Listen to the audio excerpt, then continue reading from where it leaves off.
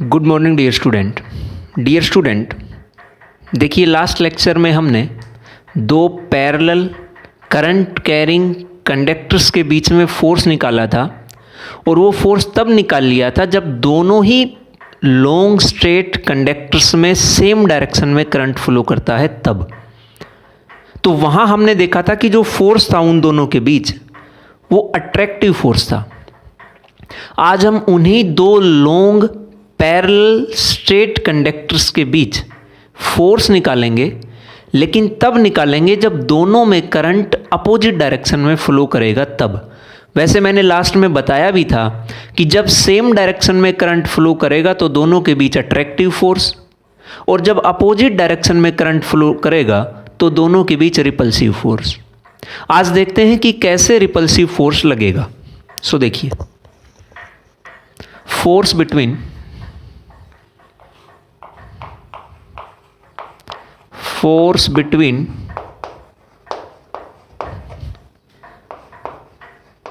two parallel conductors।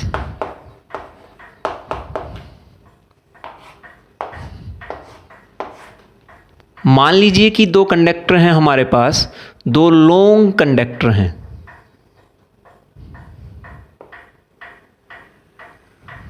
कुछ इस तरह से हमने उनको रिप्रेजेंट करा दिया है। एक तो ये हो गया है और दूसरा हो गया है ये। दोनों के बीच सेपरेशन है d।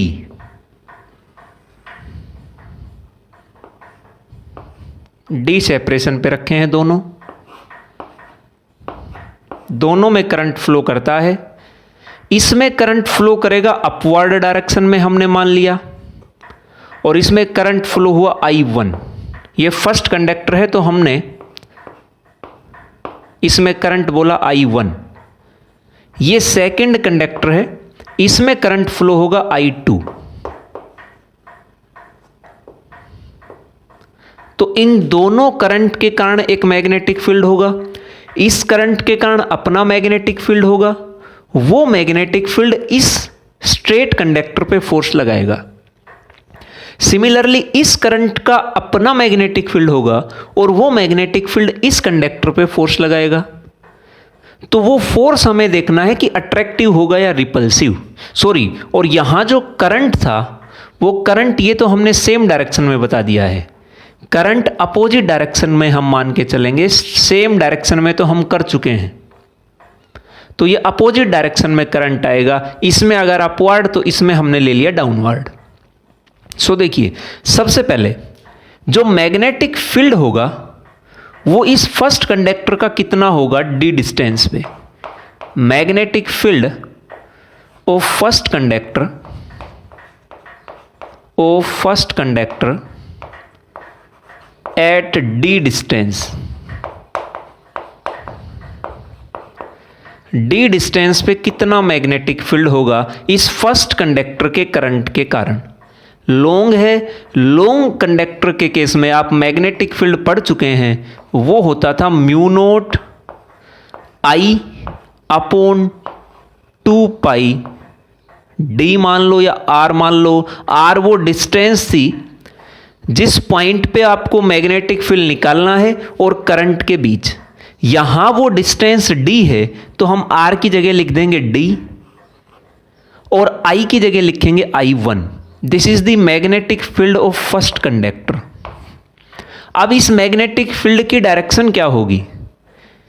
करंट अपवर्ड डायरेक्शन में है, पॉइंट ऑफ कैलकुलेशन इस तरफ। तो यहां आपको करंट की डायरेक्शन में थंब रखना है और पॉइंट ऑफ कैलकुलेशन की तरफ फिंगर्स, फिर उनको रोटेट कराइए। तो हमने करंट की डायरेक्शन में थंब रखा और फिंगर्स को रोटेट कराया, तो जो फिंगर्स आएंगी वो इनवर्ड जा रही हैं। इनवर्ड जाएंगी, इसका मतलब यहां जो मैग्नेटिक फील्ड होगा इस फर्स्ट करंट के कारण वो इनवर्ड होगा। तो ये हमने इसका मैग्नीट्यूड और इसकी डायरेक्शन दोनों बता दी हैं। Similarly magnetic field of second conductor at distance D. Second current के कारण डी डिस्टेंस पे कितना मैग्नेटिक फील्ड होगा, लेकिन अब की बार वो डी डिस्टेंस इससे लेफ्ट साइड में है, इसके राइट साइड में हम निकाला था, इससे लेफ्ट साइड में हम निकालेंगे, तो डी डिस्टेंस में निकालना है। सेम वही चीजें हैं, magnetic field due to second, ये भी इनफाइनाइट ही है, इनफाइनाइट वायर है, करंट फ्लो करता है I2, तो mu naught I2 upon 2 pi d, ये मैग्नेटिक फील्ड हमारे पास आया। अब डायरेक्शन कैसे निकालेंगे? डायरेक्शन फिर से राइट हैंड लेंगे और राइट हैंड के थंब को रखेंगे in the direction of current, current downward, तो थंब को रखा डाउनवर्ड डायरेक्शन में, और फिंगर्स को रखेंगे पहले पॉइंट ऑफ कैलकुलेशन की तरफ। पॉइंट ऑफ कैलकुलेशन अब की बार इस तरफ है, तो हमने ऐसे रखा हाथ को, और फिर रोटेट करा दीजिए फिंगर्स को, फिंगर्स यहां भी जा रही हैं इनवर्ड, तो यहां उस करंट के कारण भी मैग्नेटिक फील्ड इनवर्ड था, और इस करंट के कारण भी मैग्नेटिक फील्ड इनवर्ड आ गया है, ये हो गया है। सो ये था हमारा सेकंड कंडक्टर के कारण मैग्नेटिक फील्ड। अब ये फर्स्ट का मैग्नेटिक फील्ड इस सेकंड के करंट के ऊपर कुछ ना कुछ फोर्स जरूर लगाएगा। आप जानते हैं कि एक करंट कैरिंग कंडक्टर जब मैग्नेटिक फील्ड में रखा हो तो उस पर फोर्स लगता है, और वो फोर्स लगता है, ये एक्सप्रेशन आप निकाल चुके हैं, वो फोर्स था आई एल क्रॉस बी, और यहां से अगर क्रॉस हटा देंगे तो I L B sine theta. I वो करंट है जो उसमें से फ्लो कर रहा है, एल वो लेंथ है उस कंडक्टर की, बी वो मैग्नेटिक फील्ड है जिसमें वो रखा है, theta angle between length and magnetic field, और लेंथ की वही डायरेक्शन होगी जो उसके करंट की डायरेक्शन है वो। ये फॉर्मूला आप जानते हैं, इसी फॉर्मूले की मदद से हम फोर्स निकालते हैं। सबसे पहले हम फर्स्ट करंट के मैग्नेटिक फील्ड के कारण सेकंड पे निकालते हैं, या पहले ये कर लीजिए कि सेकंड मैग्नेटिक फील्ड के कारण फर्स्ट पे कितना करंट लगेगा वो निकालते हैं। नाउ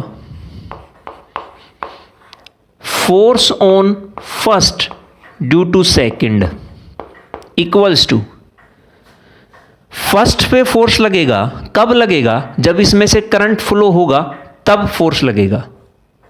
कौन लगाएगा? सेकंड का मैग्नेटिक फील्ड लगाएगा। तो इस फॉर्मूले में मैग्नेटिक फील्ड तो ये रखना है, लेकिन करंट रखना है I1 इनटू, अब यहां से आप देखिए L क्या रखेंगे, ये तो इनफाइनाइट लेंथ का है, तो इनफाइनाइट लेंथ है तो आप इसका एक स्मॉल लेंथ मान लीजिए, यहां से लेकर यहां तक मान लीजिए ये लेंथ है L। इस L लेंथ पे कितना फोर्स लगेगा वो निकाल लीजिए। बाकी सारे कंडक्टर पे भी उतना ही फोर्स लगेगा क्योंकि एग्जैक्टली पैरेलल हैं, तो जितना करंट है उतना ही करंट यहां रहेगा, उतना ही यहां, जितना डिस्टेंस यहां उतना ही डिस्टेंस यहां, यहां भी वैक्यूम यहां भी वैक्यूम, सब चीजें सेम रहेंगी। तो आप इतने के ऊपर निकाल लीजिए, बाकी के ऊपर भी उतना ही मिलेगा। तो यहां मान लीजिए आपने लेंथ मान ली है L क्रॉस B, कितना है हमारा? B लिखेंगे B2, और यहां डायरेक्शन भी लिखते चलिए। L की डायरेक्शन है हमारे पास, L करंट अपवर्ड डायरेक्शन में जा रहा है, अपवर्ड मान लीजिए Y एक्सिस है, हम यहां डायरेक्शन ऐसे रिप्रेजेंट कर दें, ये मान लो Y है, ये X है, और ये बन गया Z बाहर की तरफ, कुछ इस तरह से। तो यहां करंट Y में है तो लेंथ भी हम Y में ही मानेंगे, तो हमने लिखा J cap. Magnetic field B2 inward है, इनवर्ड मतलब आउटसाइड में प्लस Z, इनसाइड में माइनस Z, तो ये हमने माइनस के कैप लिख लीजिए, माइनस के कैप, ये हमारे पास फोर्स आ गया है। जब हम इसे सोल्व करेंगे तो I1 L B2 J cross के बनता है हमारा I कैप, लेकिन यहाँ माइनस है तो साइन यूज करेंगे माइनस I कैप।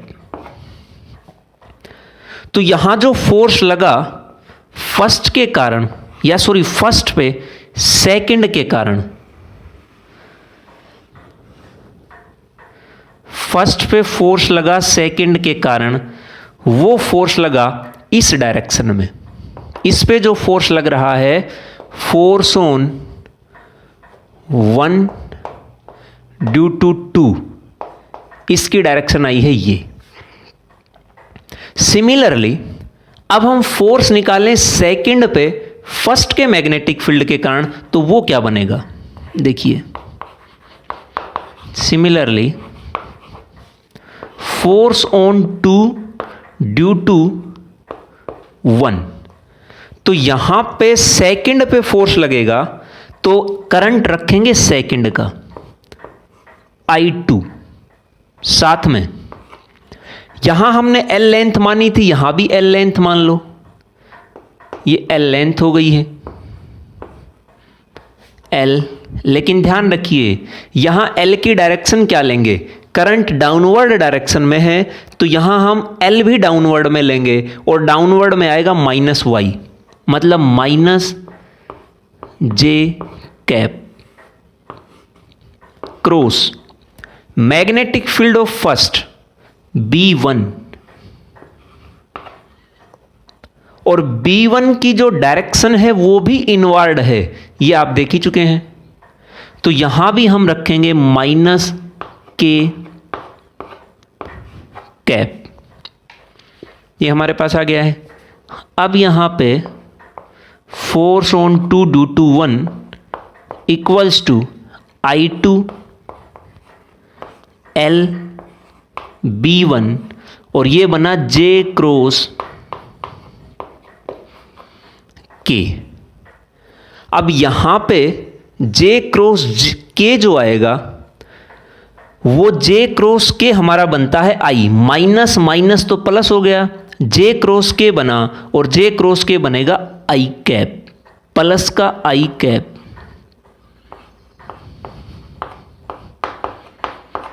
ये फोर्स आया सेकंड पे। जब आप यहां वैल्यू पुट करेंगे, B1 की यहां पुट करेंगे, B2 की यहां पुट करेंगे, तो आप देखिए F12 वो तो आएगा I1 as it is, L as it is, B2 कितना था mu naught I2 upon 2 pi D, और फोर्स की डायरेक्शन आई है माइनस I कैप।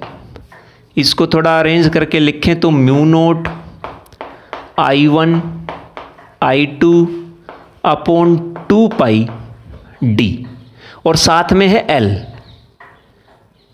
अब अगर हम फोर्स पर यूनिट लेंथ निकाल लें, L लेंथ पे तो इतना फोर्स लगा, पर यूनिट लेंथ पे कितना फोर्स लगेगा, वो हमारा बनेगा F12 अपॉन L, और इसको हमने नाम दे दिया स्मॉल f12, जिसकी वैल्यू बनेगी mu naught I1 I2 upon 2 pi D। Direction पे कोई फर्क नहीं पड़ेगा, माइनस I कैप थी, अब भी माइनस I कैप ही रहेगी। ये आपने निकाल दिया। सिमिलरली अब सेकंड के लिए करें, सेकंड पे आएगा F21 इक्वल्स टू, ये था I2 as it is, L as it is, B1 की जगह ये वैल्यू पुट करेंगे तो ये बनेगा I2L, B1 की वैल्यू है mu naught I1 upon 2 pi D, और डायरेक्शन है plus I cap. Plus I cap का मतलब this is the direction of force on 2 due to 1। अब यहां से अगर आप पर यूनिट लेंथ निकालें तो L से डिवाइड करा दीजिए, ये बनेगा फोर्स ऑन 2 ड्यू टू 1 और फोर्स पर unit length this is equals to mu naught I1 I2 upon 2 pi d। ये फोर्स आ गया है और इसकी डायरेक्शन है I कैप। अब यहां से आप देखिए कि ये जो फोर्स था और कैपिटल की बजाय अगर हम स्मॉल लिख दें तो भी कोई प्रॉब्लम नहीं है, फोर्स पर यूनिट लेंथ। ये दोनों फोर्स आपस में एक दूसरे से दूर लग रहे हैं, एक दूसरे की तरफ नहीं लग रहे, और दोनों एक दूसरे से दूर लग रहे हैं, इसका मतलब ये दोनों फोर्स अट्रैक्टिव नहीं है, रिपल्सिव हैं, दोनों एक दूसरे को दूर भगा रहे हैं। और यही हमने कहा था कि जब अपोजिट डायरेक्शन में करंट फ्लो हो तो वहां पे जो मैग्नेटिक फोर्स आएगा वो मैग्नेटिक फोर्स रिपल्सिव रहेगा। इसका मतलब इट मीन्स, और यहां से आप देखिए F12 और F21 में कोई डिफरेंस नहीं है, बस एक डायरेक्शन का ही डिफरेंस है, और डायरेक्शन के लिए हमने माइनस साइन यूज कर दिया, बाकी दोनों फोर्स सेम हैं। From here we can see that force between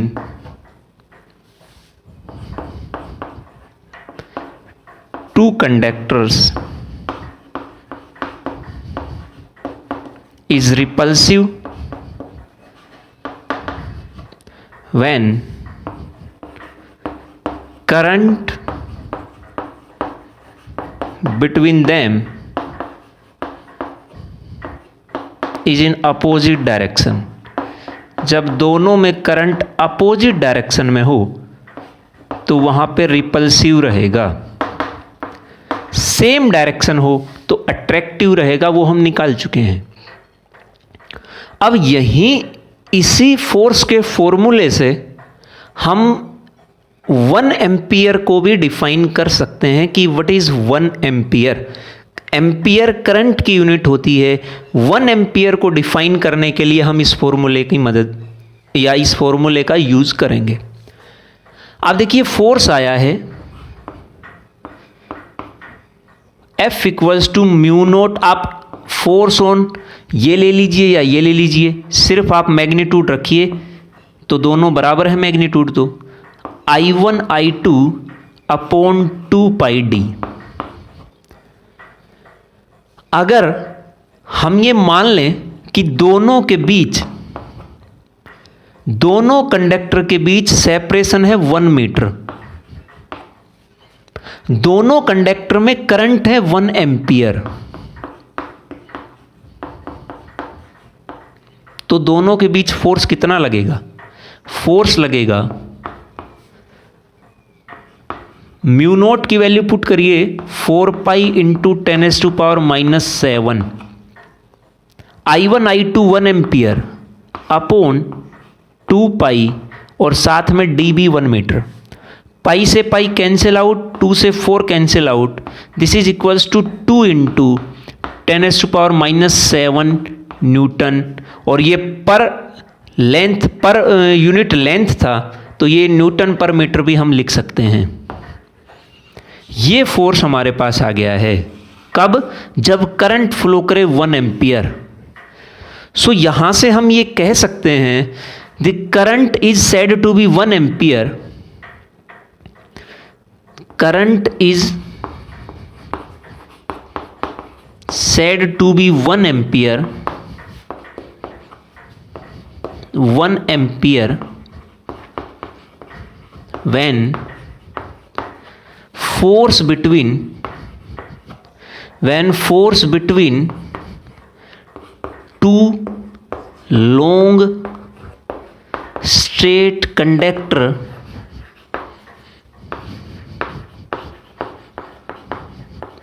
placed 1 meter apart is 2 into 10⁻⁻7 newton per metre. और ये भी कह सकते हैं व्हेन फोर्स पर unit length between two long straight conductors placed 1 metre apart is 2 into 10⁻⁻7 newton per metre. जब दो conductors के बीच 1 मीटर डिस्टेंस पे रखने से इतना फोर्स आए तो हम वहाँ कहेंगे कि दोनों में करंट 1 एम्पियर फ्लो कर रहा है। इस तरह से हम यहाँ पे इस एम्पियर की यूनिट या एम्पियर को भी डिफाइन कर सकते हैं। और ये था हमारा फर्स्ट टॉपिक जिसमें हम ये देख चुके हैं कि अगर करंट अपोजिट डायरेक्शन में हो तो यहाँ पे रिपल्सिव फोर्स लगेगा और सेम डायरेक्शन में हो तो अट्रैक्टिव फोर्स लगेगा। नेक्स्ट टॉपिक है हमारा torque on A current loop. Torque on current loop और मैग्नेटिक डाइपोल। Magnetic dipole. देखिए मान लीजिए कि आपके पास एक रेक्टेंगुलर लूप है और उस रेक्टेंगुलर लूप में करंट फ्लो हो रहा है और वो रेक्टेंगुलर लूप एक मैग्नेटिक फील्ड में रखी है। जब हम एक करंट लूप को मैग्नेटिक फील्ड में रखेंगे तो वो मैग्नेटिक फील्ड उस पर फोर्स लगाएगा और उसी फोर्स के कारण वहाँ एक टॉर्क लगेगा। वही टॉर्क हमें निकालना है कि वो टॉर्क कितना आएगा। सो देखिए सपोज और consider a rectangular loop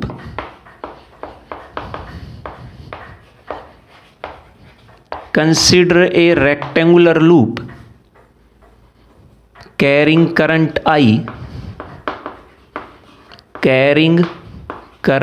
I placed in a magnetic field B,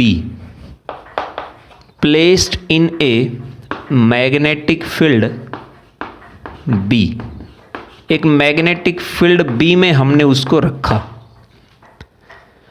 अब इसी मैग्नेटिक फील्ड के कारण due to this magnetic field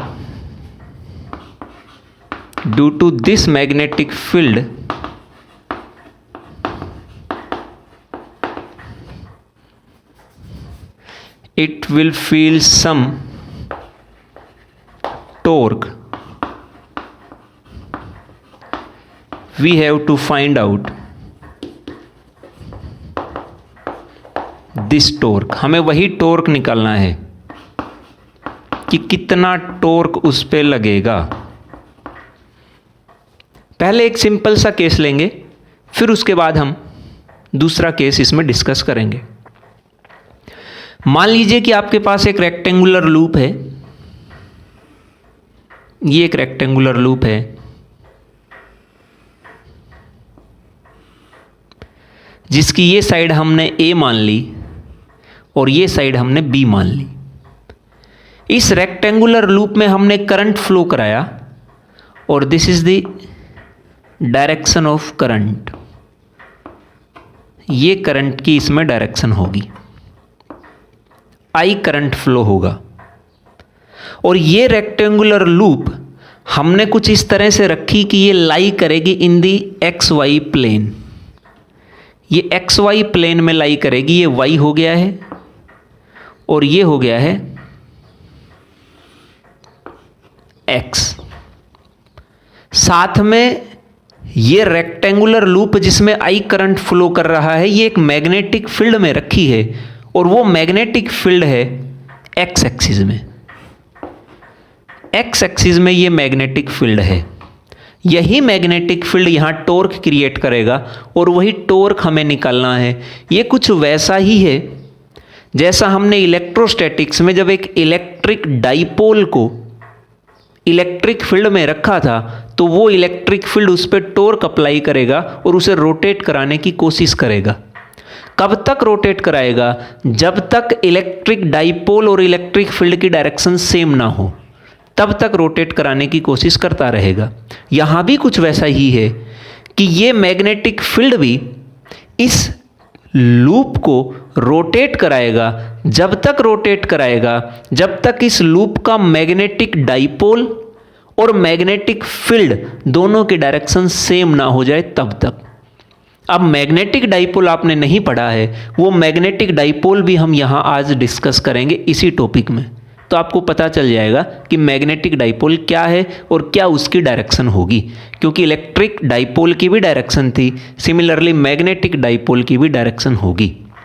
so देखिए, सबसे पहले आप ये मान लीजिए कि ये जो रेक्टेंगुलर लूप है इसको आप 4 वायर्स मान लीजिए। एक तो ये AB, एक ये BC, एक ये CD और एक ये DA। ये 4 वायर्स हैं हमारे पास जिनमें से करंट फ्लो कर रहा है, और जब कोई current carrying wire magnetic field में रखी जाए तो उस पर फोर्स लगेगा। 1 बाय 1 हम वो फोर्स निकालेंगे। दूसरी बात, इस रेक्टेंगुलर लूप का जो एरिया यूनिट वेक्टर होगा वो एरिया यूनिट वेक्टर आएगा Z में, क्योंकि ये रखी XY में है तो इसका जो यूनिट वेक्टर होगा वो परपेंडिकुलर होता है प्लेन के, और वो यूनिट वेक्टर आ रहा है Z में।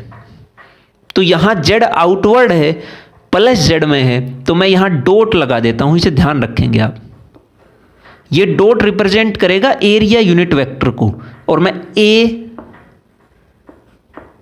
कैप लिख देता हूं, चलो N कैप लिख देता हूं। This is the area unit vector and it's direction is outward normal. अब देखिए, सबसे पहले force on AB, force on AB, current है I, लेंथ है इसकी A, डायरेक्शन है X axis, cross magnetic field है B और उसकी डायरेक्शन भी है X एक्सिस। जब क्रॉस करेंगे तो I क्रॉस I 0, इसका मतलब AB पे कोई फोर्स नहीं लगेगा। सिमिलरली फोर्स ऑन BC, बहुत अच्छा और इंटरेस्टिंग सा टॉपिक है ये। BC करंट है I, फोर्स वही फॉर्मूला लगा रहे हैं हम, F equals to I L cross B, यही फॉर्मूला हम यहाँ अप्लाई कर रहे हैं। कभी आप ये समझो कि कौन सा फॉर्मूला यहाँ अप्लाई करेंगे। सो I करंट हो गया है, जो इसकी लेंथ है वो B है, लेकिन डायरेक्शन है J cap, cross magnetic field B और डायरेक्शन I कैप। यहां पे जो फोर्स लगा वो आया I B B J cross I, J cross I बनेगा माइनस K कैप। इसका मतलब ये जो फोर्स लगा, इस पे फोर्स तो लग रहा है लेकिन अंदर की तरफ लग रहा है, माइनस Z में लगेगा। ठीक है, अब आते हैं CD पे, फोर्स ऑन CD,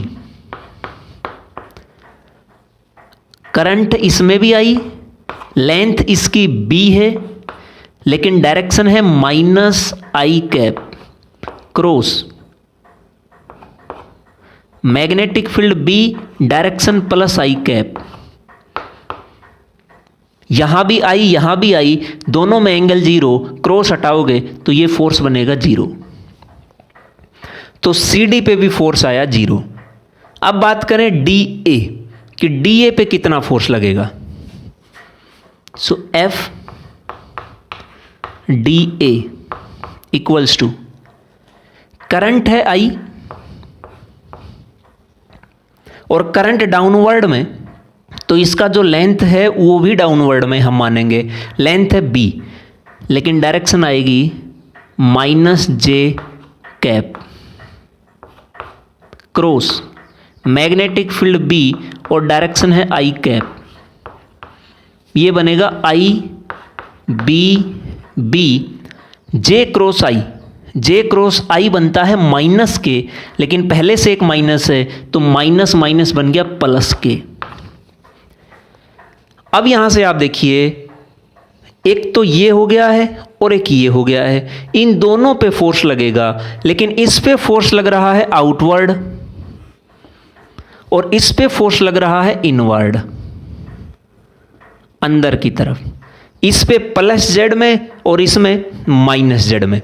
और जब ऐसी कंडीशन हो कि एक रेक्टेंगुलर लूप है और उसमें एक पे प्लस जेड में लगे, एक पे माइनस में लगे, तो यहां ये एक पेयर बन गया है फोर्स का, एक कपल बन गया है फोर्स का, और वो कपल हमेशा उसको रोटेट कराने की कोशिश करेगा।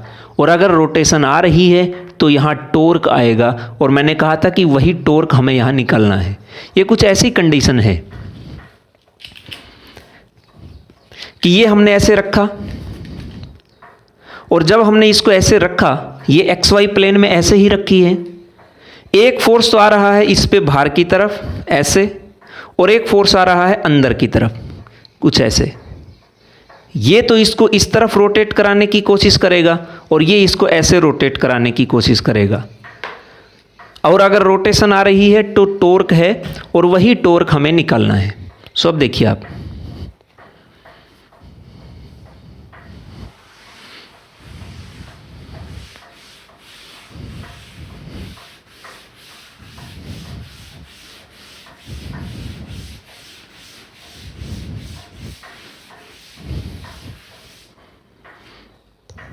देखिए यहां पे जो टॉर्क आएगा, now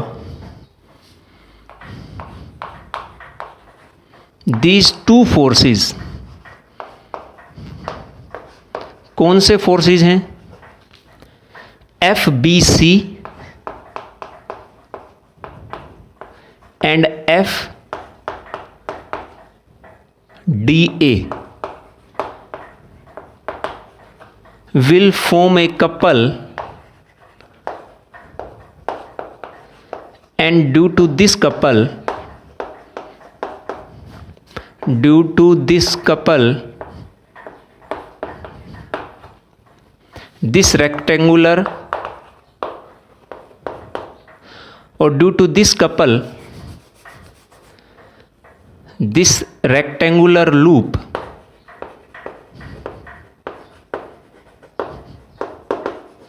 will feel some torque। वो टॉर्क क्या होगा? टॉर्क होता है either force into perpendicular distance. ये दोनों फोर्स जो लग रहे हैं, इन दोनों फोर्स में से कोई भी आप एक फोर्स रख दीजिए, और साथ में उसकी परपेंडिकुलर डिस्टेंस। आप देखिए फोर्स, ये जो फोर्स लग रहा है जिसका नाम है हमारे पास एफ डी ए,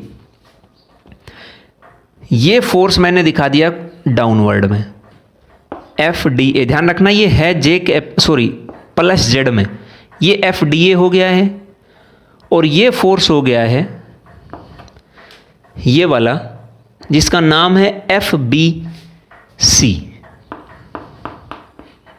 दोनों फोर्स हैं बराबर, डायरेक्शन अपोजिट हैं, तो यहां कोई सा भी रखो, सिर्फ मैग्नीट्यूड रखना है। और ये है इन दोनों के बीच की परपेंडिकुलर डिस्टेंस। कितनी है परपेंडिकुलर डिस्टेंस?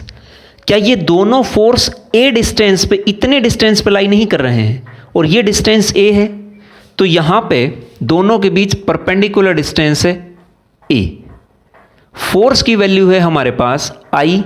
वैसे टॉर्क ये होता है आर क्रॉस एफ। जब हम ये करेंगे तो R F sine theta. Theta कितना है यहां पे?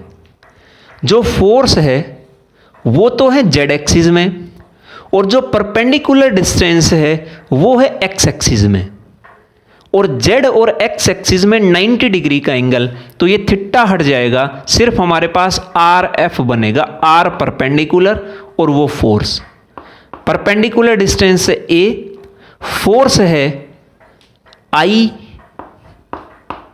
B B. अब यहां से torque equals to I B A और साथ में ये कैपिटल बी जो मैग्नेटिक फील्ड को डिनोट कर रहा है। क्या जब हम रेक्टेंगुलर की दोनों लेंथ को मल्टीप्लाई कराएं तो एरिया नहीं बनेगा? तो ये हमारे पास एरिया बन गया है और इसको हमने डिनोट कराया कैपिटल ए से, I A B. This is the torque which will try to rotate this rectangular loop. और ये जो हमारे पास करंट और एरिया बन गया है, इस करंट और एरिया को, ये जो हमारे पास term I from here I into A, this is equals to magnetic dipole moment. अब ये एरिया को हमने वेक्टर क्वांटिटी लिया है जिसका यूनिट वेक्टर आउटवर्ड डायरेक्शन में था प्लस जेड में। अगर एरिया वेक्टर क्वांटिटी है तो ऑब्वियसली करंट स्केलर तो ये भी बनेगी वेक्टर क्वांटिटी। इसको हम नाम देंगे m is here, m is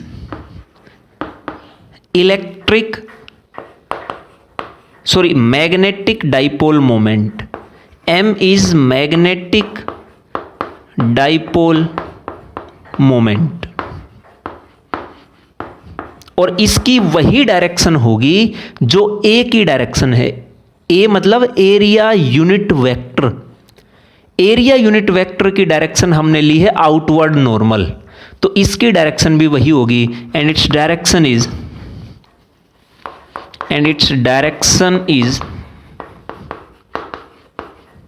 same as A. मतलब एरिया यूनिट वेक्टर की जो डायरेक्शन वही डायरेक्शन m की आएगी। दूसरा इसका हम डायरेक्शन निकालने के लिए कैसे निकाल सकते हैं डायरेक्शन, वो आप देख लीजिए। जो रेक्टेंगुलर लूप है, उस रेक्टेंगुलर लूप में करंट फ्लो करेगा, उस करंट की डायरेक्शन में आप फिंगर्स को रोटेट कराइए। करंट फ्लो कर रहा है ऐसे, जब आप ऐसे रोटेट कराएंगे तो थंब आएगा आउटवर्ड डायरेक्शन में, और यही डायरेक्शन आपकी मैग्नेटिक डाइपोल मोमेंट की बनेगी और यही एरिया यूनिट वेक्टर की भी बनेगी। सो इस तरह से इस मैग्नेटिक डाइपोल मोमेंट की डायरेक्शन आप राइट हैंड थंब रूल से भी बता सकते हैं। जिस तरफ करंट फ्लो करे उसी डायरेक्शन में फिंगर्स को रोटेट कराइए, आप इसकी डायरेक्शन बता पाएंगे। And it's direction is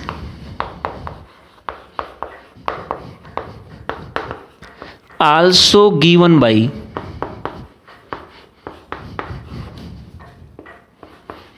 right hand thumb rule। Right hand thumb rule से भी हम इसकी डायरेक्शन बता पाएंगे। सो ये तब था जब मैग्नेटिक फील्ड और area unit vector, magnetic field तो एक्स एक्सिस में है और area unit vector Z axis में, दोनों के बीच एंगल बन रहा है 90 डिग्री। ये तब था जब एरिया यूनिट वेक्टर और मैग्नेटिक फील्ड में 90 डिग्री का एंगल बनेगा तब। लेकिन जरूरी नहीं है कि हमेशा एंगल 90 डिग्री हो। अब हम जनरल केस करेंगे और उस जनरल केस में मान के चलेंगे कि एरिया यूनिट वेक्टर और मैग्नेटिक फील्ड में कोई सर्टेन एंगल थीटा है, तो उस पर कितना टॉर्क लगेगा वो टॉर्क हमें निकालना है। सो आप देखिए,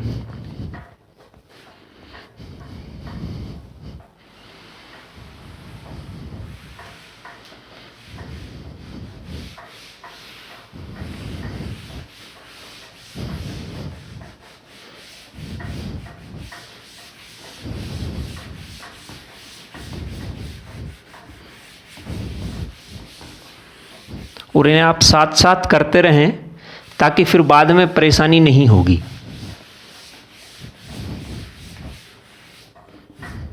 देखिए, up to now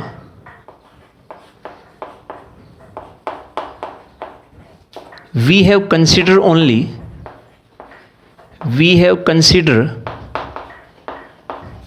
angle between area unit vector and magnetic field is 90 degree, but when angle is not 90 degree, then when angle between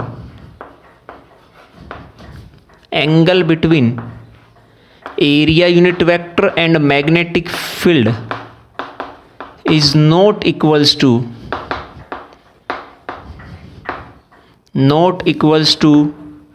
90 degree, then तब क्या केस आएगा वो आप देखिए। मान लीजिए कि ये वाई एक्सिस है, ये एक्स एक्सिस है और ये है जेड एक्सिस। जो रेक्टेंगुलर लूप था उसको हमने अब की बार रखा कुछ इस तरह से,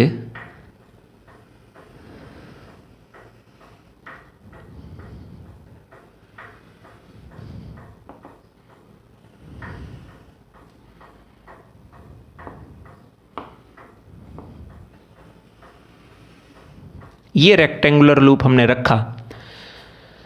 तो यहां पे अब तक तो कुछ इस तरह से ये था कि ये तो लूप था और मैग्नेटिक फील्ड ऐसे था, ये मैग्नेटिक फील्ड और एरिया यूनिट वेक्टर इसका आउटवर्ड था, तो ये एंगल दोनों में 90 डिग्री था।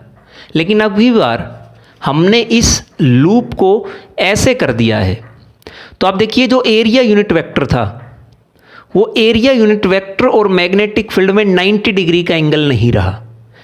90 डिग्री का तब था जब ऐसे था, लेकिन हमने इसको ऐसे रोटेट करा दिया तो ये 90 डिग्री का एंगल नहीं रहा है। अब 90 डिग्री का एंगल नहीं रहा तो हम मान के चलेंगे कि एंगल है एरिया यूनिट वेक्टर और मैग्नेटिक फील्ड में थीटा। सो यहाँ पे सपोज करंट अब भी इसमें आई ही फ्लो कर रहा है, आई सब में आई करंट फ्लो करेगा, ए बी सी डी ये होगा यहाँ पे। और मैग्नेटिक फील्ड लेकिन अब भी जेड में ही है, सॉरी एक्स में ही है, मैग्नेटिक फील्ड एक्स में ही रहेगा। तो मैग्नेटिक फील्ड ऐसे था और एरिया यूनिट वेक्टर आपका कुछ इस तरह से आ गया है। पहले तो बिल्कुल ऐसे था, अब एरिया यूनिट वेक्टर इसकी बजाय ऐसे आ गया है। तो ये जो एंगल है ये 90 से हटके कुछ कम आ गया है। देखिए आप 90 नहीं है, हमने ये एंगल मान लिया theta, this is the angle theta. और अगर एरिया यूनिट वेक्टर यही है, ये डायरेक्शन है, तो ऑब्वियसली मैग्नेटिक डाइपोल मोमेंट जिसको हमने m से डिनोट कराया उसकी डायरेक्शन भी यही रहेगी। ये तो हम देख ही चुके हैं कि जिस डायरेक्शन में एरिया यूनिट वेक्टर उसी डायरेक्शन में मैग्नेटिक डाइपोल मोमेंट। अब देखिए इस पे कितना फोर्स लगेगा, 1 by 1 हम निकालते हैं। Force on A due to B, sorry force on A B equals to इस ए बी पे जिसमें करंट आई फ्लो कर रहा है मैग्नेटिक फील्ड फोर्स लगाएगा। कितना फोर्स लगाएगा आप देखिए, यहां पे जब आप L क्रॉस B करेंगे तो L की डायरेक्शन तो वही आएगी जो करंट की डायरेक्शन है। तो करंट अगर A टू B फ्लो कर रहा है तो आप L भी लेंगे यही। तो L तो बना आपका ये, और मैग्नेटिक फील्ड है आपका एक्स एक्सिस में। तो मैग्नेटिक फील्ड एक्स एक्सिस में ये कुछ ऐसे रखा है, पहले तो ऐसे था, अब हमने इसको ऐसे रखा, तो इसमें L तो है ऐसे और मैग्नेटिक फील्ड है ऐसे, एग्जैक्टली ऐसे है। तो आपको L क्रॉस B करना है। अब आप फिंगर्स को पहले रखेंगे कुछ इस तरह से ऐसे, और फिर B आएगा इस तरफ X में, L ये अंदर की तरफ जाएंगी फिंगर्स और क्रॉस B, तो थंब आपका आ रहा है डाउनवर्ड डायरेक्शन में। तो यहां जो फोर्स लगेगा वो फोर्स बनेगा डाउनवर्ड डायरेक्शन में, ये फोर्स आया डाउनवर्ड डायरेक्शन में, F A B। Current I था इसमें। सिमिलरली आप इस पे निकालिए, सी डी पे। सी डी पे कैसे निकालेंगे? सी डी पे जो एल है वो तो आएगा ऐसे, क्योंकि करंट ऐसे है तो एल भी आपको लेना पड़ेगा ऐसे। तो आपने ऐसे रखा फिंगर्स को। और मैग्नेटिक फील्ड कहाँ है? एक्स में। तो मैग्नेटिक फील्ड आएगा एक्स में, तो आप करेंगे एल क्रॉस बी। थंब आपका जा रहा है अपवर्ड डायरेक्शन में। अपवर्ड डायरेक्शन में जा रहा है, इसका मतलब फोर्स भी अपवर्ड में ही लगेगा। सो यहां पे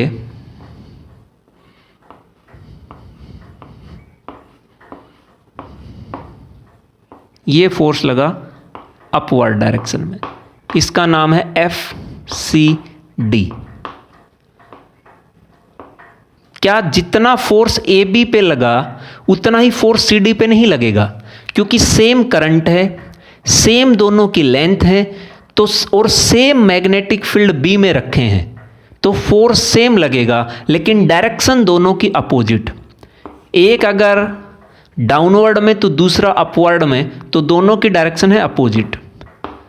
दोनों की डायरेक्शन अपोजिट, तो आपस में दोनों एक दूसरे को कैंसिल आउट करेंगे। ना ये इसे नीचे खींच पाएगा, ना वो इसे ऊपर खींच पाएगा, तो इन दोनों का इफेक्ट कैंसिल आउट होगा। So net effect due to these two force is 0। ये हो गया है। अब बात करते हैं BC और DA की। Force on BC।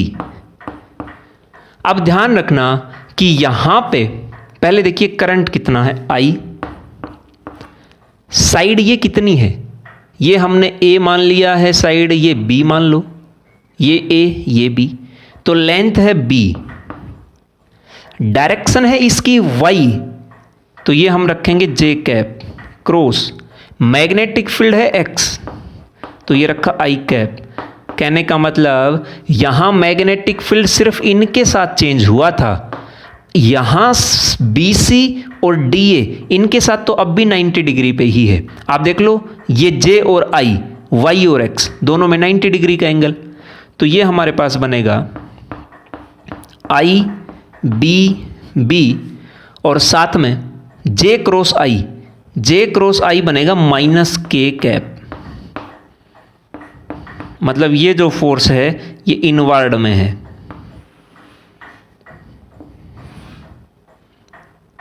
तो वो फोर्स लगेगा अंदर की तरफ।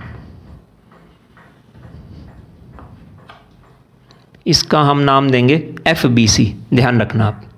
सिमिलरली फोर्स ऑन DA वो कितना आएगा? करंट है I और लेंथ इसकी भी है B, लेकिन डाउनवर्ड डायरेक्शन में, क्योंकि करंट डाउनवर्ड में, तो यहां हम मानेंगे minus J cap cross B X में, तो हमने रखा I cap equals to I B B J cross I। यहां J क्रॉस I आपने रखा था माइनस K, लेकिन एक माइनस यहां पहले से है, तो माइनस माइनस बनेगा प्लस, और ये आ गया K कैप। कहने का मतलब ये जो फोर्स है ये तो प्लस Z में, और ये फोर्स माइनस Z में। अब आप कहेंगे कि ऐसा ही आपने यहां बताया था। बातें तो सेम हैं, लेकिन जो टॉर्क आएगा वो थोड़ा सा अलग आएगा। नाउ अब ये दोनों फोर्स फिर से देखो, ये अंदर की तरफ, ये बाहर की तरफ, तो इसको फिर से रोटेट कराने की कोशिश करेंगे, और रोटेट कराएंगे तो टॉर्क लगेगा। वही टॉर्क हमें निकालना है कि कितना टॉर्क आएगा। सो देखिए यहाँ पे जो टॉर्क होगा, देखिए पहले, now due to these forces here we get a couple and this couple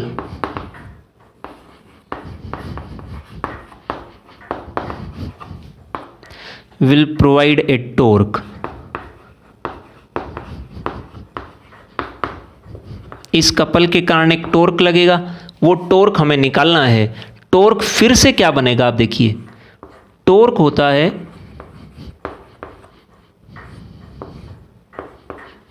force into perpendicular distance r cross f, ये हमारे पास होता है।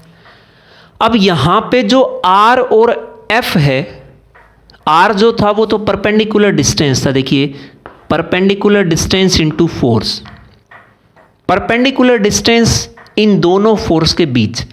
अब की बार डिस्टेंस परपेंडिकुलर नहीं है, अब की बार आपके पास ये जो फोर्स था जिसका आपने नाम दिया एफ डी ए, ये तो था एफ डी ए और ये था एफ बी सी। तो एफ डी ए तो मैंने ये दिखा दिया है, एफ बी सी वो फोर्स बनेगा ये,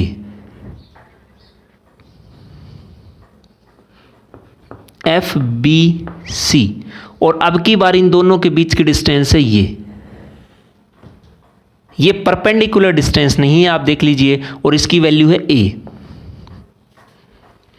तो यहां जब आप वैल्यू निकालेंगे वो कैसे कर पाएंगे, आप देखिए मैग्नेटिक फील्ड जो आ रहा है वो मैग्नेटिक फील्ड आएगा, ये मैग्नेटिक फील्ड तो हमारा एक्स एक्सिस में था, तो हमने मैग्नेटिक फील्ड को एक्स एक्सिस में ही मान लिया है। अब ये जो मैग्नेटिक फील्ड मैंने दिखाया है यहाँ पे, ये मैग्नेटिक फील्ड इस एरिया यूनिट वेक्टर के साथ एंगल थीटा बनाएगा। सो आप देखिए ये तो मैग्नेटिक फील्ड हो गया है, एरिया यूनिट वेक्टर के साथ एंगल बन रहा था थीटा, तो ये हमने एरिया यूनिट वेक्टर दिखाया और this is the angle theta. अब अगर मैं इसको नीचे की तरफ बढ़ाऊं और इस लाइन को आगे की तरफ एक्सटेंड कर दूं, तो ये केस हमारे पास बनेगा। और ये जो लाइन आ रही है, ये लाइन,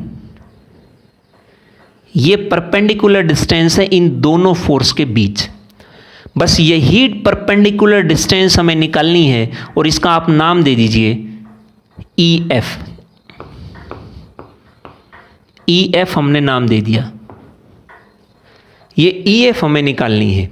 कैसे निकालेंगे, आप देखिए, ये एरिया यूनिट वेक्टर है और इस एरिया यूनिट वेक्टर में, इस area unit vector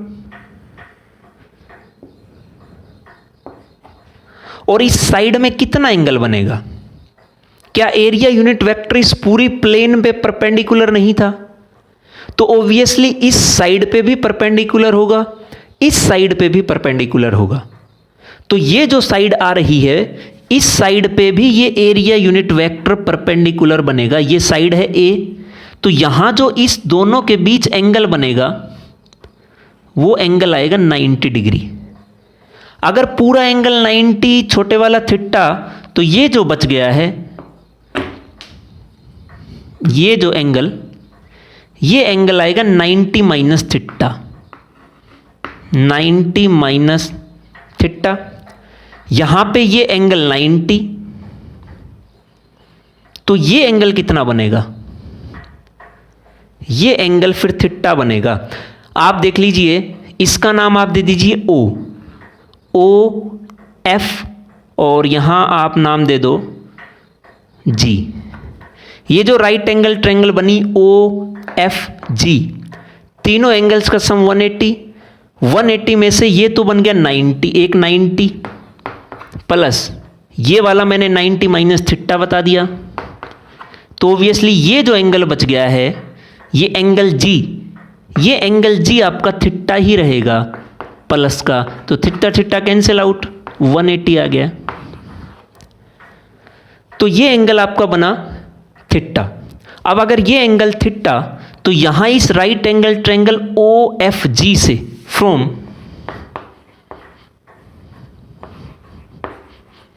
OFG, right angle triangle OFG, इसमें थोड़ा सा कॉम्प्लिकेटेड सा हो गया है, लेकिन आई होप कि आपको समझ आ गया होगा। OFG इक्वल्स टू, यहां से साइन थीटा लिखिए। थीटा अगर ये है, ये एंगल G, थीटा के सामने वाला परपेंडिकुलर, तो ये तो बन गया आपका परपेंडिकुलर, ये आपका बन गया है बेस, और ये हो गया हाइपोटेन्यूज। तो यहां पे साइन थीटा होता है परपेंडिकुलर अपॉन हाइपोटेन्यूज। परपेंडिकुलर आया OF, हाइपोटेन्यूज है ये पूरा था A, आधा कितना बनेगा A/2, तो OF equals to A/2 sine theta. ये वो आधी परपेंडिकुलर डिस्टेंस है OF। फुल कितनी मिलेगी, पूरे का नाम है EF, और इस पूरी EF की वैल्यू है हमारे पास, इसको 2 से मल्टीप्लाई करा दीजिए, डबल ही तो करना है, तो 2 से मल्टीप्लाई जब कराएंगे तो हमारे पास बचेगा A sine theta, and this is the perpendicular distance between these two forces. Now perpendicular distance EF, perpendicular distance EF, this is equals to, इसको आप, ये आधा था तो इसको ट्वाइस करेंगे तो 2 इंटू A/2 साइन थीटा, 2 से 2 cancel out, EF equals to A sine theta. ये वो परपेंडिकुलर डिस्टेंस आ गई, इसको उठाइए और यहां पे पुट कर दीजिए। Torque equals to A sine theta, F कितना है फोर्स। अगर ये परपेंडिकुलर डिस्टेंस ली है फोर्स से, तो ऑब्वियसली जो साइन आना चाहिए, जो एंगल आना चाहिए था परपेंडिकुलर डिस्टेंस और फोर्स में, आता है R cross F, RF sine phi. Phi is the angle between R and F। अगर ये परपेंडिकुलर डिस्टेंस है तो फाई कितना हुआ 90 डिग्री, तो साइन फाई तो 1 बन गया। तो हमने सिर्फ R परपेंडिकुलर और F लिया है। R perpendicular A sine theta, F कितना है, चाहे ये फोर्स ले लो चाहे ये फोर्स ले लो, दोनों का मैग्नीट्यूड सेम है, तो फोर्स रखा हमने IBB, this is equals to IA into B और B sine theta. A into B, फिर से हमारे पास एरिया बन गया इस रेक्टेंगुलर लूप का, तो ये आया IAB साइन थीटा। और फिर से आप देख लीजिए, क्या I into A magnetic dipole moment नहीं होता, तो हम उसको रखेंगे MB साइन थीटा। अब यहां से आप देखिए, theta is the angle between M and B, ये हम मान के चले थे, और यहां से अब हम इसको लिख सकते हैं torque equals to M cross B। ऐसा ही आपने बिल्कुल इलेक्ट्रिक फील्ड में या इलेक्ट्रोस्टैटिक्स में भी पढ़ा है, वो था torque on electric dipole P cross E। सो ये हमारे पास जब एक रेक्टेंगुलर लूप जिसमें से I करंट फ्लो हो रहा है मैग्नेटिक फील्ड में रखेंगे, तो वो मैग्नेटिक फील्ड उस पर फोर्स लगाएगा और उस फोर्स टॉर्क लगाएगा। नेट फोर्स कितना है, नेट फोर्स इस मैग्नेटिक फील्ड के कारण 0 है, ये ध्यान रखना। टॉर्क लगा है, फोर्स 0 है। आप देख लीजिए, ये दोनों फोर्स तो 0 बन ही गए थे, ये दोनों बच गए हैं, ये दोनों, इन दोनों फोर्स को आप ऐड करा दीजिए, एक प्लस में एक माइनस में, फोर्स 0 है लेकिन टॉर्क 0 नहीं है। अगर मैग्नेटिक फील्ड यूनिफॉर्म है तब तक फोर्स 0 है। अगर ये नॉन यूनिफॉर्म मैग्नेटिक फील्ड होता, ये भी आप ध्यान रखिए, यूनिफॉर्म मैग्नेटिक फील्ड है मतलब सेम है, जितना यहां है उतना ही यहां है, ये पूरे ऐसे मैग्नेटिक फील्ड में रखी है। तो अगर मैग्नेटिक फील्ड सेम है तो ही फोर्स जीरो बनेगा, अदरवाइज फोर्स भी नॉन जीरो बनेगा और टॉर्क भी नॉन जीरो आएगा। इस यूनिफॉर्म मैग्नेटिक फील्ड में फोर्स जीरो रहेगा, ये आप ध्यान रखेंगे। जब यूनिफॉर्म इलेक्ट्रिक फील्ड में हमने डाइपोल को रखा था तो उस पे भी इलेक्ट्रिक फोर्स जीरो ही बना था, लेकिन टॉर्क वहां भी नॉन जीरो था और यहां भी टॉर्क नॉन जीरो है। अब यहां पे जो मैग्नेटिक डाइपोल मोमेंट आया है, उस मैग्नेटिक डाइपोल मोमेंट की अगर आप यूनिट डिफाइन करना चाहें तो यूनिट भी बता सकते हैं। डायरेक्शन तो हम बता ही चुके थे, हेयर m इक्वल्स टू आई ए, इसकी यूनिट बनेगी करंट की एम्पियर और एरिया की मीटर स्क्वायर, सो इसकी यूनिट आएगी एम्पियर मीटर स्क्वायर। अब यहां से आप देखिए cases. First, when theta equals to 0 degree means magnetic dipole moment और मैग्नेटिक फील्ड दोनों पैरेलल हो, तब क्या होगा?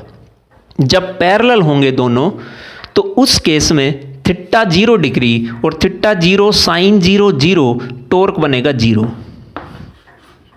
मैंने ये कहा था कि इलेक्ट्रिक फील्ड में जब इलेक्ट्रिक डाइपोल रखा था तो उस पे एक टॉर्क लगा। वो टॉर्क चाहता है कि डाइपोल और इलेक्ट्रिक फील्ड दोनों की डायरेक्शन सेम रहे। जब तक डायरेक्शन सेम नहीं रहेगी, जब तक टॉर्क लगता रहेगा। जैसे ही डायरेक्शन सेम, टॉर्क 0। यहां भी वैसा ही केस है। ये मैग्नेटिक फील्ड भी चाहता है कि जो डायरेक्शन मैग्नेटिक फील्ड की है वही डायरेक्शन मैग्नेटिक डाइपोल मोमेंट की होनी चाहिए। जब तक डायरेक्शन बराबर नहीं होगी, सेम नहीं होगी, तब तक टॉर्क लगता रहेगा। जैसे ही डायरेक्शन सेम, वैसे ही टॉर्क 0 बनेगा और यहां से आप देख भी सकते हैं। दूसरा, व्हेन और टॉर्क 0, आपने पढ़ा है जब फोर्स 0 हो, टॉर्क 0 हो तो वहां पे हम इक्विलिब्रियम बोलते हैं और ये इक्विलिब्रियम की कंडीशन है। This is the condition of equilibrium, this is condition of. और इक्विलिब्रियम में फिर 2 तरह का होता है, स्टेबल भी होता है, अनस्टेबल भी होता है। ये कैसा इक्विलिब्रियम है? ये स्टेबल इक्विलिब्रियम है। दिस इज कंडीशन ऑफ, ये मैंने वहां भी आपको बताया था इलेक्ट्रोस्टैटिक्स में। स्टेबल इक्विलिब्रियम कहने का मतलब स्टेबल तब था जब मान लो कि आपके पास स्प्रिंग है और आप स्प्रिंग को स्ट्रेच कराएं। जैसे ही आप स्प्रिंग को छोड़े तो वो वापस अपनी उसी पोजीशन पे आएगा। यहां भी वैसे ही कंडीशन है। टॉर्क 0 है। मान लीजिए कि आपने इस रेक्टेंगुलर लूप को उसकी पोजीशन से थोड़ा चेंज करा दिया, तो पहले टॉर्क 0 था, इक्विलिब्रियम में थी, लेकिन आपने उस पर फोर्स लगाया और थोड़ी पोजीशन चेंज कर दी। जैसे ही आप फोर्स हटा दें, अगर वो वापस उसी पोजीशन में आ गई रेक्टेंगुलर लूप, तो वो स्टेबल इक्विलिब्रियम होगा। और यहां वैसी ही कंडीशन है। अगर आपने एक बार इसकी पोजीशन चेंज कर भी दी तो ये वापस उसी पोजीशन में आएगी, तो स्टेबल इक्विलिब्रियम की कंडीशन होगी। तब जब थीटा 0 हो, मतलब m और b दोनों सेम डायरेक्शन में हो। सेकंड, और ये क्वेश्चन वैसे 1 नंबर में पूछे भी जाते हैं और इनमें बहुत कंफ्यूजन होता है। थीटा इक्वल्स टू 180 डिग्री, तो यहां एंटी पैरेलल, लेकिन टॉर्क अब भी 0 है। टॉर्क 0 तो यहां भी इक्विलिब्रियम, लेकिन ध्यान रखिए यहां इक्विलिब्रियम स्टेबल नहीं, अनस्टेबल होगा। यहां से अगर आपने एक बार, मतलब अगर इलेक्ट्रिक फील्ड इस तरफ और डाइपोल मोमेंट इस तरफ, फिर अगर आपने रेक्टेंगुलर लूप को रोटेट कराया या पोजीशन चेंज कराई, तो दोबारा अपनी पोजीशन पे नहीं जा पाएगी। फिर वो रोटेट करती रहेगी और कहां तक रोटेट करेगी कि वो डाइपोल मोमेंट यहां से घूमता घूमता और इसकी डायरेक्शन में नहीं आता, जब तक रोटेट करती रहेगी। फिर यहां आके रुकेगी और फिर बनेगा स्टेबल इक्विलिब्रियम। तो इस कंडीशन में this is condition of unstable equilibrium. ये अनस्टेबल इक्विलिब्रियम की कंडीशन होगी। Last one is when theta equals to 90 degree, जो आपने पहला केस पढ़ा है वो, उस केस में टॉर्क था आपका एम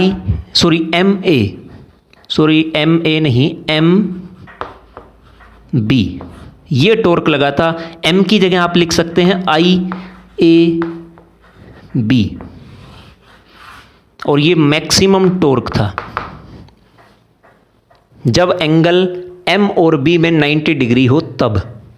तो इतना टॉर्क 0 और 180 हो तो इतना, 0 में स्टेबल इक्विलिब्रियम, 180 में अनस्टेबल इक्विलिब्रियम। ये था आज का हमारा लेक्चर। थोड़ा लेंदी हो गया है लेकिन आई होप कि आपको समझ आया होगा। सो इसको अच्छे से करिए, इम्पोर्टेंट भी है, इंटरेस्टिंग भी है, पेपर के पॉइंट ऑफ व्यू से भी इम्पोर्टेंट है। सो इसको करिए। मिलते हैं नेक्स्ट लेक्चर में। Thank you.